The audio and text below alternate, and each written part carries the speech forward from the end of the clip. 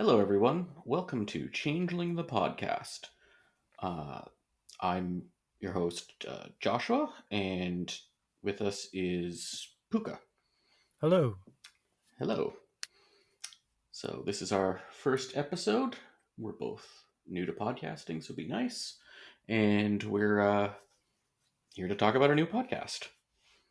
So, we're making like the name suggests, it's a podcast about Changeling the Dreaming, a role playing game originally produced by White Wolf. Now, Now not produced by anybody, really. yeah, that's true. Hopefully, eventually. So, Hitherto produced by Onyx Path Publications. yes, and yeah, we won't get to the copyright confusion there. Um, so yeah, this podcast has been inspired by other podcasts such as Werewolf the Podcast and Mage the Podcast. You can tell by our very original name here. We're gonna do we want to do things such as deep dives into all the Changeling the Dreaming books and other associated media, potentially. The exact details we'll figure out later, but roughly in a chronological order, whatever that means. It gets confusing with Changeling publication. Yeah, so Puka, why don't you introduce yourself? Gosh, I feel a bit on the spot. Um, well, all right. So, yes, hi, I'm Puka. As we discussed before recording a bit, just giving some background into my involvement with role playing games in general and Changeling and the World of Darkness in particular. Um, I've been role playing since I was quite small, since the single digit years. Doing Dungeons and Dragons with my siblings and my dad for a bit, and then World of Darkness. I guess it was seventh grade when my one sibling went off to college and left their Vampire the Masquerade books behind. So another sibling and I got very into vampire, and then we discovered there was this whole World of Darkness thing. So at the time, it was early days of the internet, and we used to hang out on lots of the homebrew sites. Like there was Patman, there was BJ Zanzibar, there was the Anders Mage page. All of that sort of stuff was in the air.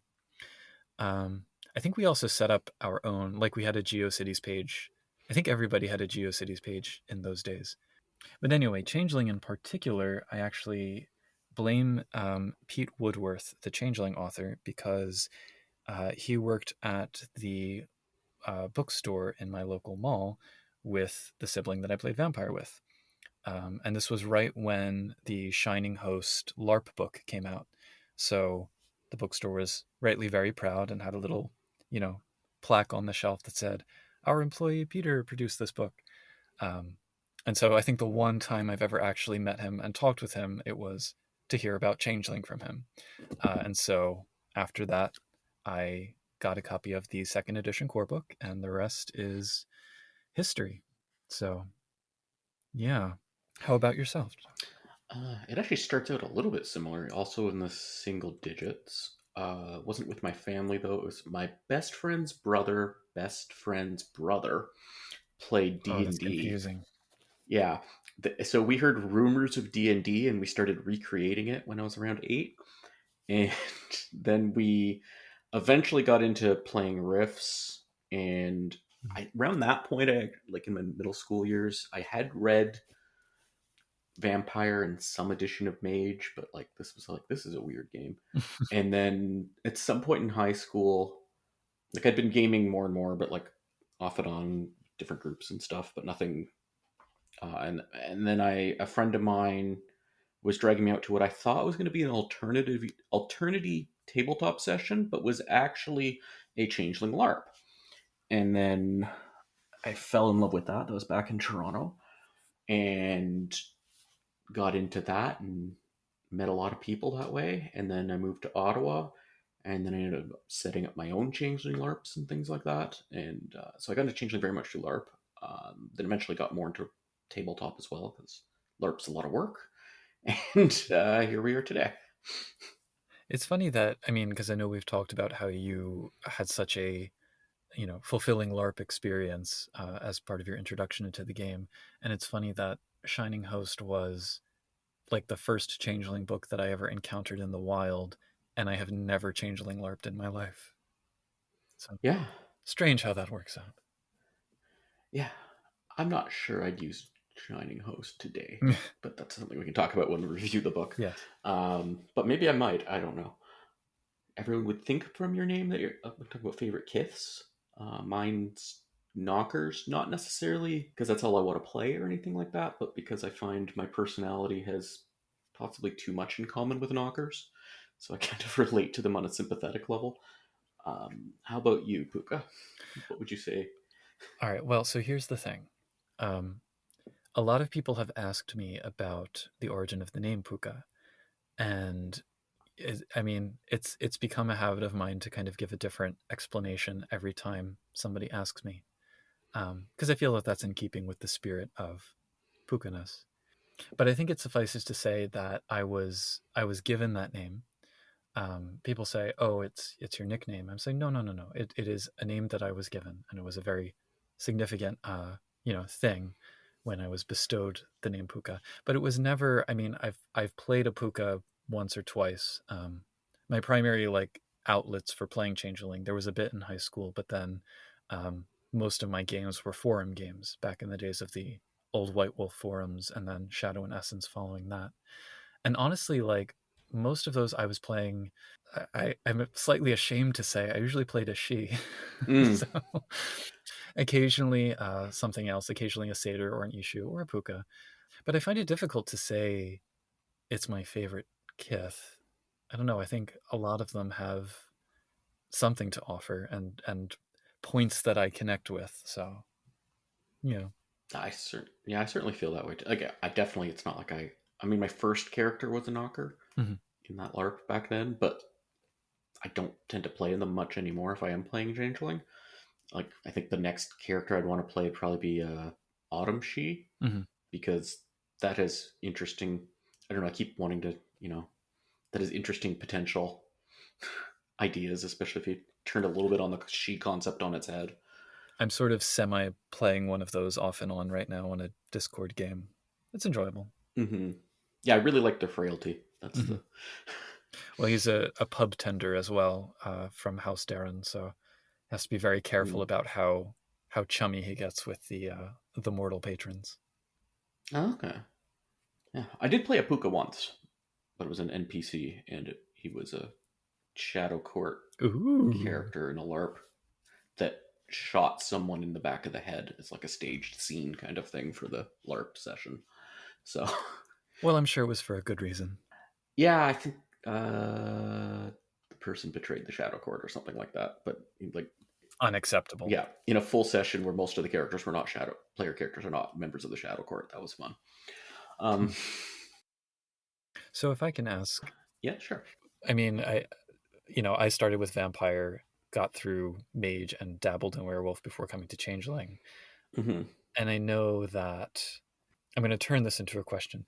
What is it about Changeling specifically that draws you that maybe the other games don't have? Or if Changeling, if you would consider it your favorite of the games, what about it really, speaks to you? I'd say there's more than one thing, which is probably why it's drawing me in. I mean, I've Hmm. always liked fairy stories and things about fairies, and so I remember reading the some edition of early edition, either first or second edition Vampire core book before I encountered it. It's like, oh, there's Acadia, the fairy homelands on the moon, and you can get there with astral projection. That sounds cool. So yeah, I like a lot of stuff with fairies and other games involving and stuff. But what I think speaks to me even more about Changeling would be the banality and glamour and Yeah. phrasing that in terms of my own life and thinking about things. I was more hardcore into that. Now I'm trying to take a step back and view that as like one perspective. But Hmm. yeah, I'd say that's the big one too. But there's a lot of things I like about the game on top of those. But how about you? What draws you into Changeling? I mean, definitely both of those. I think it was also formative for me because at the time, so So I identify as a queer person, and at the time I was really kind of coming to grips with that. And because so much of Changeling is centered on this idea of the inner self versus the outer self and navigating one through the other, Hmm. finding balance between the person who you truly believe yourself to be and then what everyone else expects you to be. Yeah. It's very easy to read that as kind of a metaphor for being See being a, that a that queer teen in a Catholic school, for example. See, So, that's funny. Like, I'm queer as well. But I had never until I encountered someone else talking about. I think it might have been Walking Away from Arcadia. Shout out to mhm. that other great podcast. Shout out. Was might have been the first time I heard of that as for Changeling, and I've already well as Yeah. been playing Changeling a very long time because I always saw it. For me personally, what spoke to me on that was more of like a neurodiversity angle and having to mask for Yeah, yeah, society and things like that, which are not unrelated concepts in terms of interacting with society. But absolutely. yeah, so yeah, it's it. What other are there other World of Darkness games you still enjoy? Oh, sure. I mean, like Mage is a very, very close second to Changeling, Hmm. in terms of my long-term affection. I always enjoyed, like, Mage always felt like a philosophy class in a good way because I took Hmm. philosophy in college and I hated it. But I really enjoyed the sort of discussing the nature of reality, and then having a game that kind of explores that is wonderful. Vampire, I mean, Vampire was the first one that I played. It's the one I've played longest, so it's always going to have a spot in my heart. I wish I liked Werewolf more. Hmm. Um, I don't dislike it, but I think I just have not had good werewolf experiences. I'm a big And Farah fan when it comes to Werewolf. yes, yeah, yeah. Well, the two characters that I've played in Werewolf, one was a Bonar and one was a Bastet. So, Hmm. you know. Beyond that, though, I mean, I've never played Wraith. Um, to my chagrin, I've never played Mummy, but I'd really like to. Hmm. I will never forgive Demon for supplanting Changeling in the roster of World of Darkness. I know that's debatable and a contentious topic, but you know, I still feel I still feel a bit of bitterness, but we can talk about that another time. Yeah. Okay. Yeah. For me, I mean, I'm very similar thoughts about Mage. I even tried to do it for my high school philosophy class on Mage, and my teacher kiboshed it, so I did Zen and the Art of Motorcycle Maintenance instead. Oh no.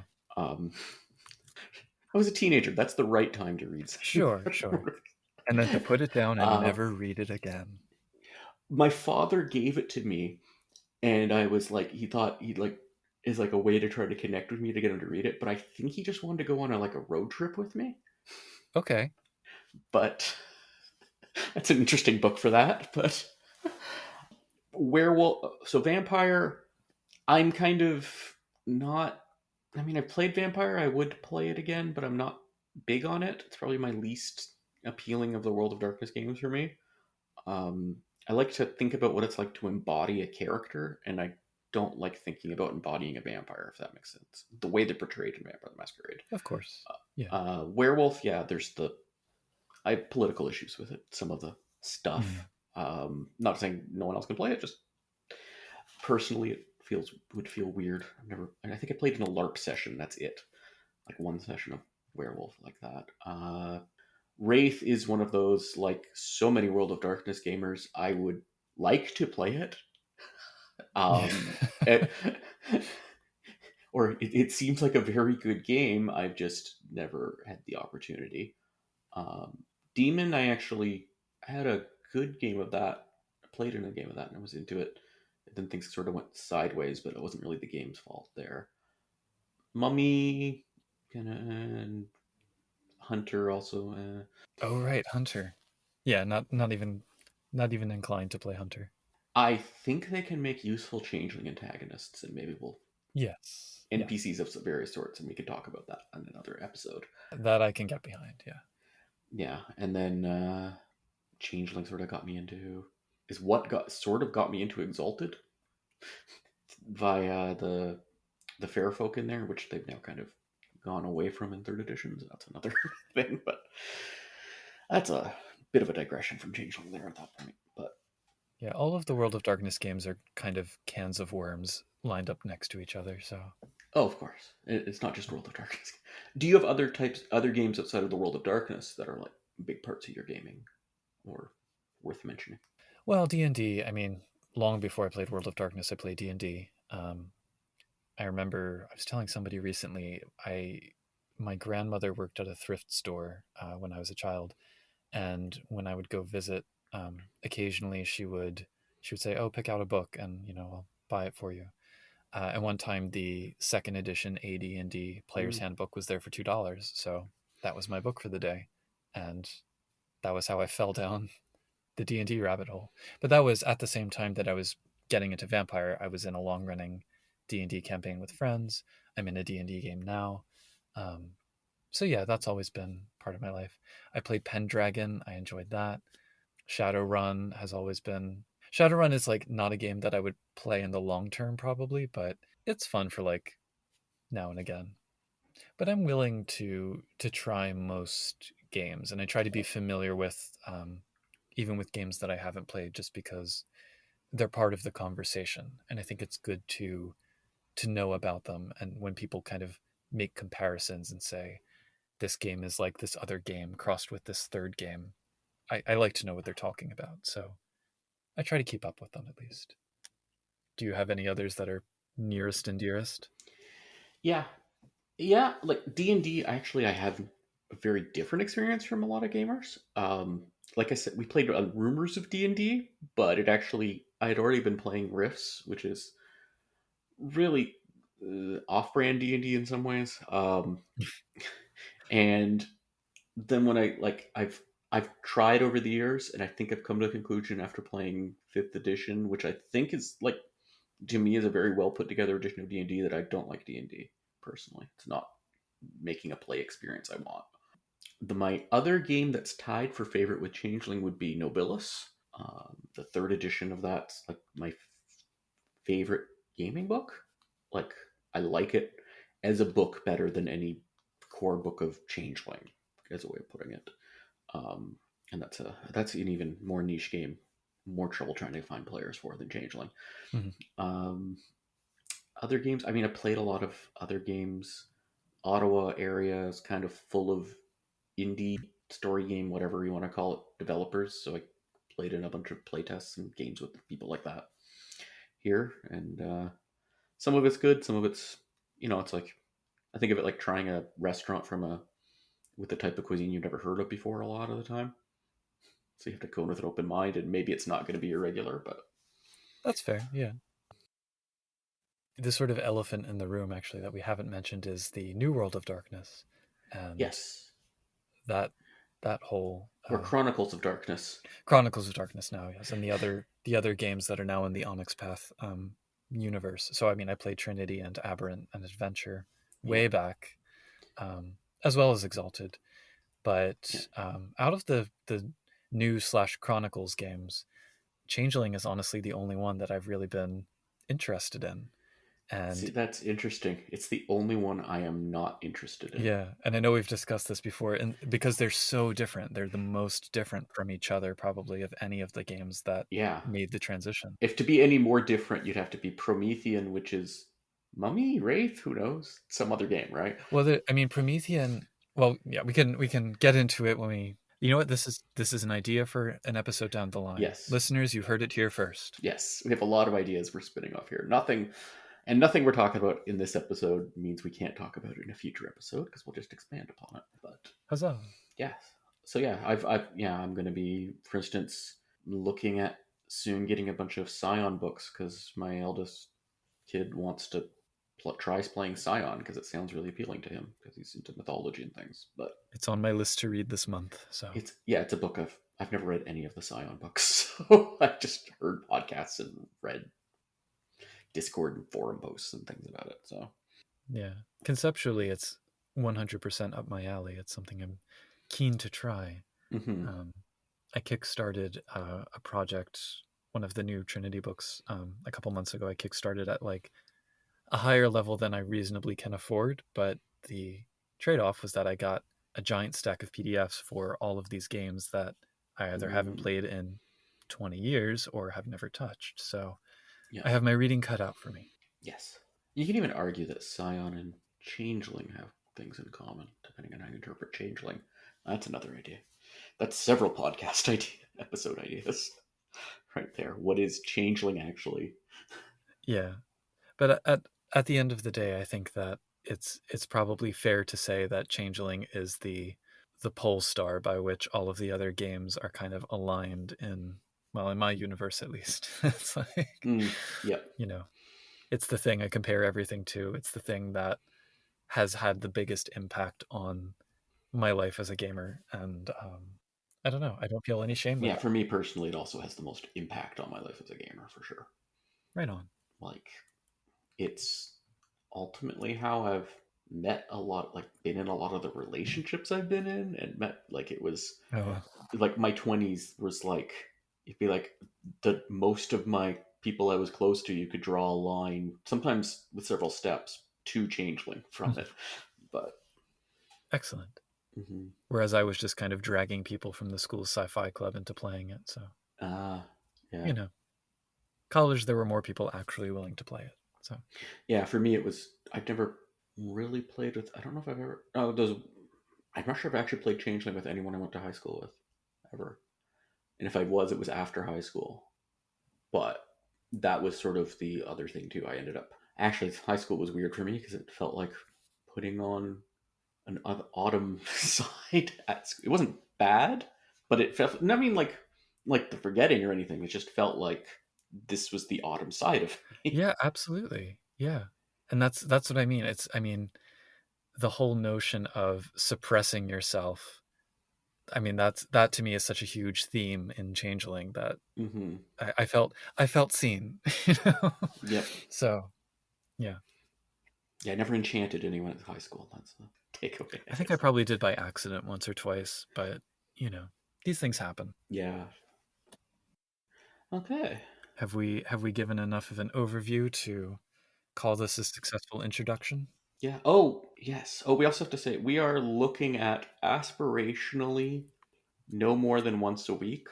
And ideally, most weeks would have an episode, but we are making no promises. Well, we could make promises and just not keep them. Yeah, I don't want to be an oathbreaker. Spoil sport. Very well. Weekly, ideally. Yes. So this is, once again, Changing the Podcast. I'm Josh. This is Puka. And we don't have a sign off We expression don't. phrase. I just found a cool bookmark though. I can give some information from that as like a parting advertisement. Oh, sure. So it's welcome to the most beautiful bookshop in the world, Libreria Acqua Alta di Frizzo Luigi, which is in Venice, and it means high water bookstore because in Venice the Acqua Alta is when the water floods, and you would think maybe not the best setup for a bookstore. You know, if the water's coming in the door, you're going to have to start moving the books higher and higher up the shelves. But anyway, it Yeah. was a very beautiful place. So, yeah. It's actually Venice as a changeling metaphor, also. Oh, I like that. Oh, I'm going to write that down. But I mean, I'm sitting in my, ironically, in my closet because it is the most acoustically secure place in my apartment. And I'm finding all of these little random objects, uh, which I think is a kind of glamour in its own way. There's also a Yeah. bookshelf here, and I'm looking at all these books, and I'm like, oh, yeah, I haven't read that in quite a while. So those little flushes of memory are a nice changeling touch. This is like a surprisingly large closet to I me. mean, I'm making it sound much larger than it is. It's not like Narnia sized or anything. But Okay, that would be good. It gets yeah. a bit chilly then. All right. So anyway, yeah, we'll think of a sign off later maybe. But in the meantime, take care, Changeling fans. Stay glamorous. Stay glamorous. I like it.